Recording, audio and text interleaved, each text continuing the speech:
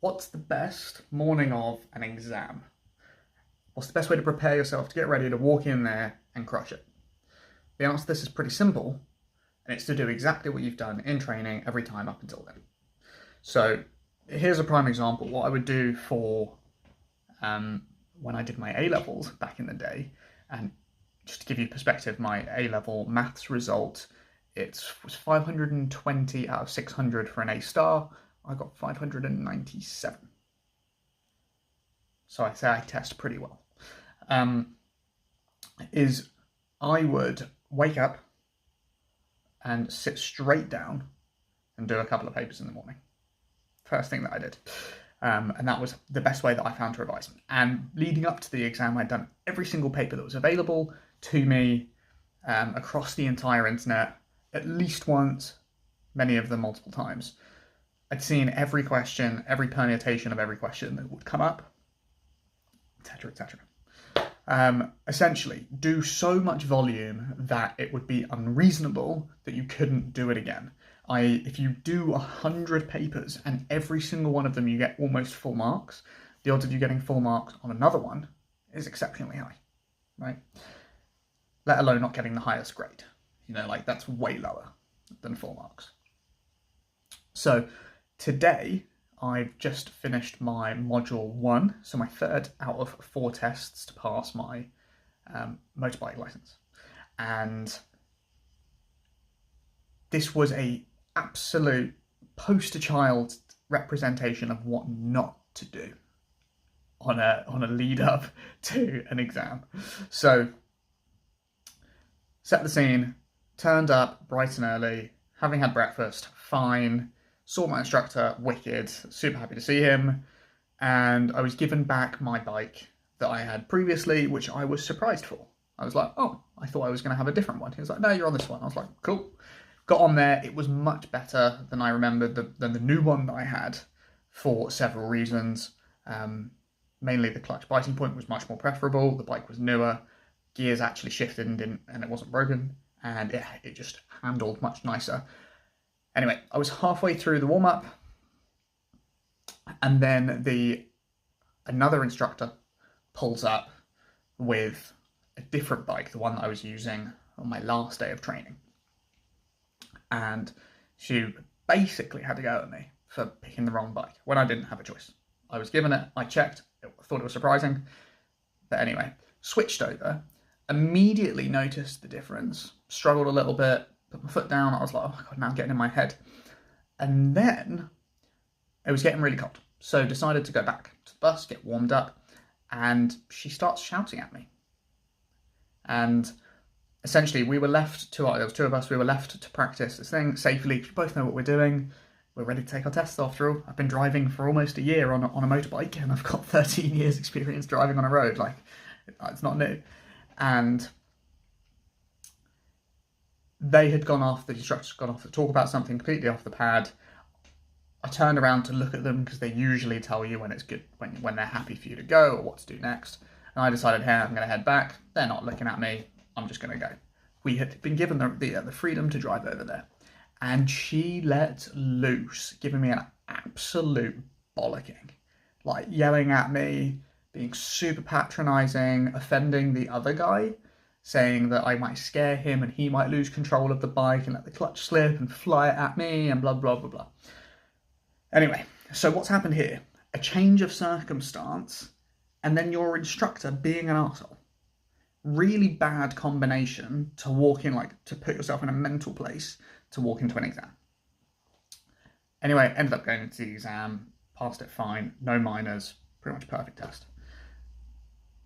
But it got me thinking about the best way to do it. So, final key takeaways of the best way to prepare for exams or tests or whatever is come so prepared that you could do it in any state regardless, right? That you're so far beyond this point, it's a walk in the park. No matter what's thrown up, it's going to be fine. The second one is do what you do in practice. So, as an example for a motorbike, what you're going to do and when you practice it is you're going to get on it when it's cold and you're going to ride it to go somewhere. So that's probably the best way to go and do the test. And you might want to get a little bit loose and all that sort of stuff. But going out and doing a 2-hour training exercise beforehand, really bad idea, which is what they tried to get us to do. And I wanted to go back to the boss. I was like, I've done enough. I know I'm ready. This is pointless. I'm just getting cold. And the third one is be comfortable, right? Be in a state where you're like, I'm comfy, I'm good. I just need to wait for them to say go, and I've done all the work. You've done all the work. You're not going to change anything the morning of. I promise you that. If you were in the state where you are potentially going to change something about your result the morning of, you shouldn't be there, right? In which case, best of luck to you, but this is not that video. And then go in confident with a smile, have a laugh with the instructor. They're just a person at the end of the day, and try and enjoy it as much as you can. Right, there's no more to it than that. So for your preparation, obviously, be prepared. Practice in training exactly how the start of that is going to look. So leading up to it, for my Ironman, you eat exactly the same thing in training that you're going to eat on the day, at exactly the same time intervals, so that there's nothing new. You don't want anything new on test day. You do all of the past papers in the same fashion, the same exam conditions, with the same pens, the same formula sheet, the same space, all that sort of stuff. Replicate it as much as possible. Train hard, fight easy. So in your trainings, go harder than you need to. Go beyond what's necessary. And then last one, know that you've done the work. Be confident, be calm, go in and have as much fun as possible. While everyone else is freaking out, if you're having fun, trust me, it's way more enjoyable. So there you go. Bit of a reflection on my latest exam, how not to do it. Don't replicate my start for today. That was awful. And most of it comes down to being so prepared that the confidence you have and that you should feel is earned. And yeah, you're going to feel fluttered. That heart rate increase, that fluttering, that slightly sweaty palms, that is what is scientifically known as arousal. And so that's a state of heightened emotion and sensory input and all this sort of stuff. So when your body's ready to go, it does this same response for two situations: fear and excitement. And so if you are unprepared, you are scared of the outcome of what's about to happen. If you are super prepared and confident, you're now excited. And I actually learned that back when I was 10 from my old headmaster when we were going into a cricket game, and he told us this crazy story. But it is true. It is true. If you are shaking but you are confident, it's not nerves, it's excitement. You're excited to do the thing. You care about what's about to happen, which is cool. That's the reason you're there. So try and soak it in, enjoy it, and then do what you can do. If it doesn't go your way for whatever reason, it's not the end of the world. Just go again. Like, if you are ready, there's nothing stopping you. Then just go one more time, whenever that may be, as soon as you can. But don't fret over it, because you will get there.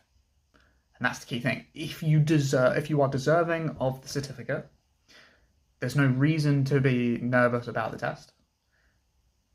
Because if the worst case thing were to happen, like actually what happened today, one of my friends who was there, halfway through his test, it started snowing, they cancelled his test.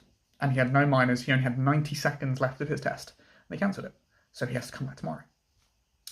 If something like that happens, it's out of your control. But you're as fully prepared as you can be. And so he's going to go back tomorrow and pass first time, probably with no minus. So there we go. Hope this helps, guys. Have a great day.